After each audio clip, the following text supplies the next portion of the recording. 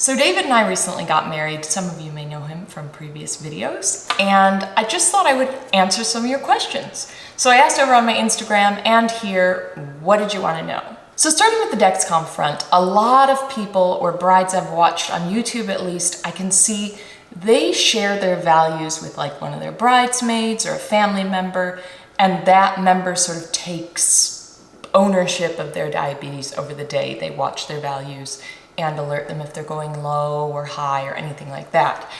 That I think is awesome and such a fabulous concept. And for people who want to do it, like, just excellent. For me personally, I just didn't feel it necessary. My train of thought was I deal with this condition every day. Ups, downs, days that are emotionally charged, boring days, hectic days, travel days. I've done it all by myself up until this point. And also the concept of introducing any new strategy, for me, I felt was stressful. I didn't want to be like, okay, I'm gonna do this differently and this person's gonna tell me this.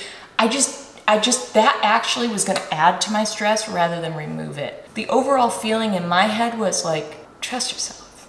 You know what you're doing. One person said on special days, I ignore my glucose levels. And like, you know, I'm not a doctor, and please don't follow anything of what I say as medical advice, obviously, but I can relate to that. Am I going to not give insulin or something like that? Absolutely not, of course. But at the same time, I think when you have these big days, if you can give yourself some slack, I think that's the best approach. And for me, oftentimes when I give myself that slack, I remove a bit of the stress and my numbers are actually better as a result. It's a little bit counterintuitive. So though I didn't ignore my numbers, I didn't check my Dexcom any more regularly than I would have.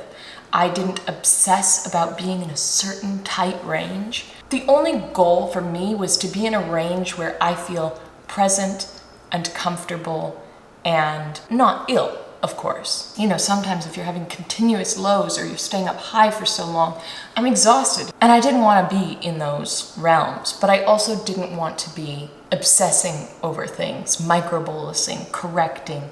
Oh gosh, what am I going to do here? What am I going to do there? I also have the T-Slim X2, which has the basal IQ. So I really let that do its job, and that was really, really helpful. And for those of you who don't know, that's a technology that increases your basal when you're going high and decreases your basal when you're going low. So big leg up that gave me to take a step back more comfortably. General questions: how did you manage your blood sugar? How did you cope with not knowing when you're gonna eat? Anticipation: did you have a timetable? All of these things. I've heard it before that people say you don't really get a lot of time to eat on your wedding day. That, yes, I can see that being the case, but I also, for my diabetes, prioritized making sure I had some food.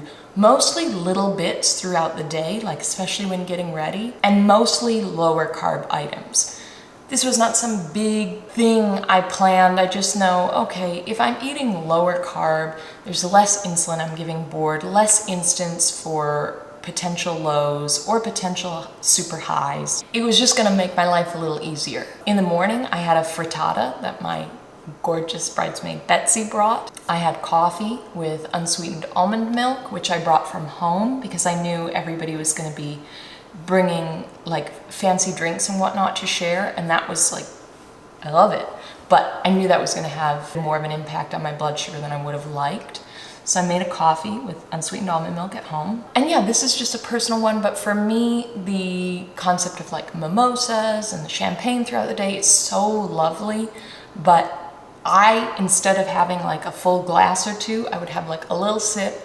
I had that feeling of like drinking some bubbles for the day, but I didn't really go like all in on the alcohol. And that's just a general thing I do in my daily life. So again, taking those pillars that I implement into my life and relying on them on this extraordinary day really helped. Now I will say, in anticipation of the day, I really was like really stressed. I just felt very overwhelmed by not only the little details, but also the expectation I was putting on myself. The feeling like I need to be a certain way. I need to have good energy. I need to make everybody feel welcome. I need to talk to everybody. I need to look a certain way. There is no denying I felt that very same pressure of like, I want to look my best. And how do I do that? And at times that all did have a very big impact on my eating, whether it be I'm stressed, so I just want to eat a bunch of carbs for like that feeling of like comfort, or I'm stressed that I'm going to go low and I want to be able to just commune with everybody, so I'll just have a really big hit of carbs so I know I won't go low, or I'm stressed and I can't eat and I don't want to eat anything, so I'm going without food. There was a lot of those variables. So by no means was my blood sugar perfect during this time. Absolutely not. Did I pay full attention to it? Absolutely not. That's gonna sound bad, but I just didn't. It just wasn't the first thing on my mind for those like 3-4 days of that time period. And for me, that's okay. And did I go super high or go super low? No. Was I a little bit more out of range than I normally would be? Yeah. My dress and my pump. This was very interesting. Having a pump really informed my choice of dress. I knew I didn't want anything skin tight. First of all, like, it's not really my style. And for the dancing, I mean, I needed to be able to move. But I chose a dress with a fuller skirt, so I knew there was all that space from sort of waist downwards that I could find ways to store my pump. And something that I do normally when I wear dresses is wear these shorts that like I can either clip my pump into on the waistband of, or sort of stow it down on the side of the short if it's tight enough to like keep it attached to my leg. And I found some fabulous ones from Thigh Society, which I really liked because they didn't feel like I didn't want Spanx or anything like that, like super compressing. No. So that's what I ended up doing, wearing shorts, stowing the pump like that. But I did look into having a pocket made into my wedding dress, which would have been the dream, but it was gonna be $800. And I'm all about like the wedding day being so important and doing whatever you can to feel comfortable. But for me, financially, that didn't make sense. And I played around with the idea of going on injections during that time. Ultimately, I decided that if I was gonna go on injections, that was gonna make my life 10 times harder, diabetes-wise, than if I were to just not do the ideal thing, but have my pump stowed in those shorts under my dress. And the Dexcom, oh boy. I really thought about this one. Where am I gonna put my Dexcom? Do I put it on my arm? Proud, hey, I'm diabetic, I don't care. This is my Dexcom. I obviously do this as like part of my passion, so I toyed around with that a lot. I really went back and forth. But ultimately I decided not to wear my Dexcom on my arm because I wanted to be seen as me on this day, totally and utterly. And not that I don't feel like I can be seen as me wearing my Dexcom on my arm, like it's all part of me. But there were gonna be a lot of people there that didn't know what a Dexcom was. So, you know, as I'm walking down the aisle, the last thing I wanted people to be like is like, oh, what's that on her arm? I just wanted them to see like me in my dress, and that's that. The moment I decided that in my head, I had this sort of general realization in some ways about the pride in showing your devices is one thing, but also the prerogative to show or hide your devices also gives you ownership over your diabetes. You're not more diabetic proud if you wear your devices than if you don't. And I think sometimes in the social media world that isn't pushed as much because, first of all, it's a visual medium for the most part, so people tend to wear the devices as an indicator of this is what I live with, and that's totally understandable. But I didn't feel like I was hiding who I was by not showing my Dexcom. A couple little things I used that really helped. First of all, you tend to, when you have a reception, have like a trial of the foods beforehand, which was like a perfect dry run for how am I gonna bolus for this. Now granted, the anxiety and excitement and dancing and all that factor was not in on that day, but I did get to try things and go, oh wow, this sauce is like sweeter than I expected, or oh, that is a higher fat item, so that affected me more long term throughout the rest of the day after the tasting. So I chose according to what I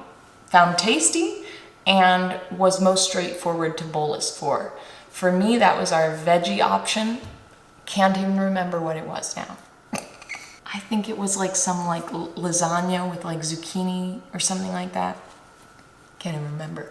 So that was a really neat kind of trick. And also, when the cake came out was sort of when dancing was started. So I asked the person that was just, we had awesome like wait staff. I asked him, could you just like cover this piece of cake?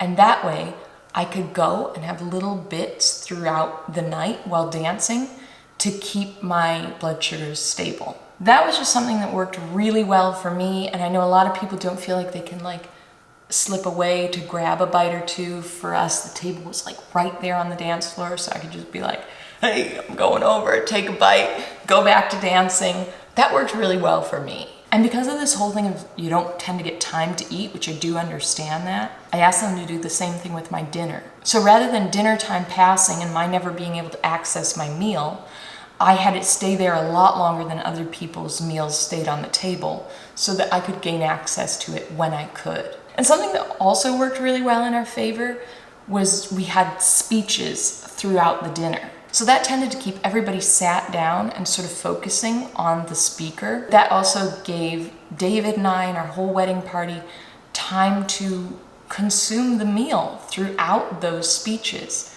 So there wasn't really a lot of getting up and grabbing us or us walking around the room during that time when people are eating, which I know a lot of people do, just simply because it would have been disrespectful to the toasters.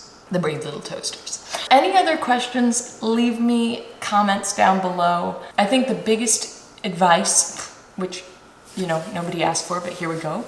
Trust yourself. You live with this all the time, 24/7, throughout many, many, many different emotionally charged moments. And so do whatever makes you most comfortable. If that's a timetable, if that's somebody following your blood sugars, yes, do it.